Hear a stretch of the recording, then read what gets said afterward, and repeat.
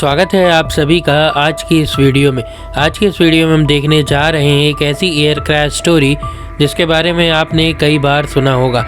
जी हाँ दोस्तों, आज हम बात कर रहे हैं येटी एयरलाइंस 691 के क्रैश स्टोरी के बारे में और आखिर क्यों इसकी इन्वेस्टिगेशन रिपोर्ट को आगे ज़्यादा नहीं बढ़ाया गया, क्या थी इसकी इन्वेस्टिगेशन रिपोर्ट, चलिए देखते हैं आज की इस वीडियो में।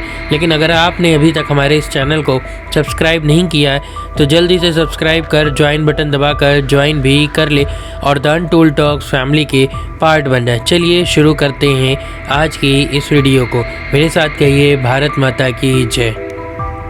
तो कहानी की शुरुआत होती है येटी एयरलाइंस की उड़ान 691 से। काठमांडू से नेपाल के पोखरा के लिए एक निर्धारित घरेलू यात्रा उड़ान थी। 15 जनवरी 2023 को मार्ग पर संचालित इस विमान को किया जा रहा था। येटी एयरलाइंस द्वारा उड़ाया गया ATR पोखरा से उतरते समय रुक गया और अचानक से दुर्घटनाग्रस्त हो गया, जिससे विमान में सवार सभी 72 लोगों की मौत हो गई। उड़ान काठमांडू के त्रिभुवन अंतर्राष्ट्रीय हवाई अड्डे से सुबह 10:33 बजे NCT यानी नेपाल स्टैंडर्ड टाइम पर प्लेन ने अपनी उड़ान भरी। पोखरा अंतर्राष्ट्रीय हवाई अड्डे पर उतरने के अंतिम समय में यह सेती गंडकी नदी के तट पर दुर्घटनाग्रस्त हो गया। जमीन से फिल्माए गए एक वीडियो में विमान को 65 मीटर यानी 213 फीट दूर दुर्घटनाग्रस्त होने से बाईं ओर तेजी से झुकते हुए दिखाया गया। दुर्घटना का एक और अन्य वीडियो एक यात्री द्वारा विमान के अंदर से फेसबुक पर लाइव स्ट्रीम किया गया था। टक्कर से कुछ सेकंड पहले तक यात्री स्थिति से पूर्णतः अनजान थे। दुर्घटना पुराने पोखरा हवाई अड्डे और नए पोखरा अंतर्राष्ट्रीय हवाई अड्डे के बीच गंडकी प्रोविंसेस में हुआ, जिसे 2 सप्ताह पहले ही खोला गया था, जहां विमान उतरने का इरादा रखता था। दुर्घटना में विमान में सवार सभी 72 लोगों की मौत हो गई। और 1992 में पाकिस्तान इंटरनेशनल एयरलाइंस की उड़ान 268 की दुर्घटना के बाद यह नेपाल की सबसे खराब विमान दुर्घटना थी। नेपाली घरेलू विमान में यह सबसे घातक विमान दुर्घटना अभी तक के इतिहास में थी। पोखरा अंतर्राष्ट्रीय हवाई अड्डे के एक अधिकारी के अनुसार हवाई यातायात नियंत्रण ने यानी ATC ने उड़ान को पूर्व से पश्चिम की ओर जाने वाले रनवे 30 पर उतरने की मंजूरी दी थी, लेकिन दुर्घटना से कुछ मिनट पहले ही पायलट ने पश्चिम से पूर्व की ओर जाने वाले अपोजिट रनवे 12 पर उतरने का अनुरोध किया। उड़ान ट्रैकिंग सेवा फ्लाइट रेडार 24 ने नोट किया कि उड़ान के दौरान विमान गलत गति और ऊंचाई का डेटा भी प्रसारित कर रहा था।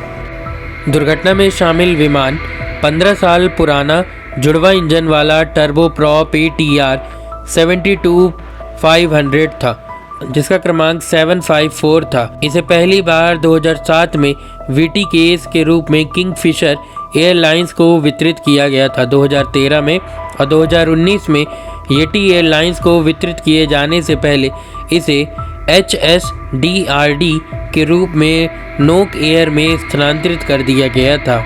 बात करें विमान की तो विमान में 72 लोग सवार थे, जिनमें से 68 यात्री और 4 चालक दल के सदस्य थे। यात्रियों में 37 पुरुष, 25 महिलाएं और 6 बच्चे थे, जिनमें 3 शिशु भी थे। 17 जनवरी को अधिकारियों ने पीड़ितों के शव, जिनमें अधिकांश को पहचान से परे जला दिया गया था, उनके परिवारों को लौटाना शुरू कर दिया। संयुक्त राज्य अमेरिका के विदेश विभाग ने घोषणा की दुर्घटना में 2 अमेरिकी नागरिकों की भी मौत हुई। हालांकि नेपाल अधिकारियों ने किसी अमेरिकी की मौत की सूचना नहीं दी। विमान की कमान वरिष्ठ कैप्टन कमल केसी के अधीन थी और सब पायलट अंजू खातीवाड़ा थे। खातीवाड़ा के पति दीपक पोखरेल, जो येटी एयरलाइंस के लिए भी काम करते थे, 2006 में येटी एयरलाइंस ट्विन ओटर दुर्घटना में मृत्यु हो गई थी। उड़ान के सफल समापन पर खातीवाड़ा को कप्तान के रूप में प्रमोट भी करना था। बात करें प्रारंभिक रिपोर्ट की तो लगभग 1 महीने बाद 13 फरवरी को प्रारंभिक रिपोर्ट जारी की गई, जिसे बड़े पैमाने पर प्रासंगिक लॉग को पुनः प्रस्तुत किया गया।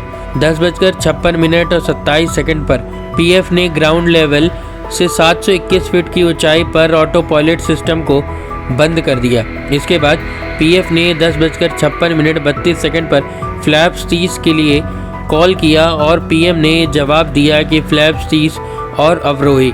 फ्लाइट डेटा ने उस समय किसी भी फ्लैप सतह की हलचल रिकॉर्ड नहीं की।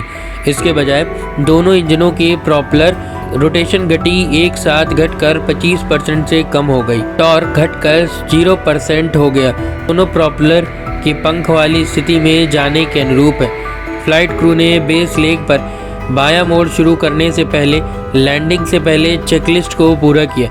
दुर्घटना से पहले विमान के प्रोपेलर को लगभग 1 मिनट के लिए बंद कर दिया गया था, जिससे इंजन में कोई जोर नहीं लगा और वाहन रुक गया।